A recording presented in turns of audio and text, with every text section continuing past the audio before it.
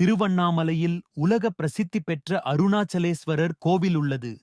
இக்கோவில் பஞ்சபூத ஸ்தலங்களில் அக்னி ஸ்தலமாக விளங்குகிறது.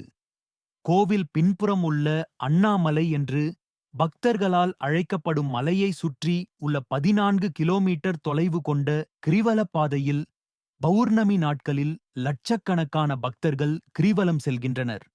இந்த நிலையில் புரட்டாசி மாதத்திற்கான பௌர்ணமி கிரிவலம் செல்ல உகந்த நேரத்தை கோவில் நிர்வாகம் அறிவித்துள்ளது. அதன்படி பௌர்ணமி வருகிற 6ஆம் தேதி திங்கட்கிழமை காலை 11:49 மணிக்கு தொடங்கி மறுநாள் செவ்வாய்க்கிழமை காலை 9:43 மணிக்கு நிறைவடைகிறது.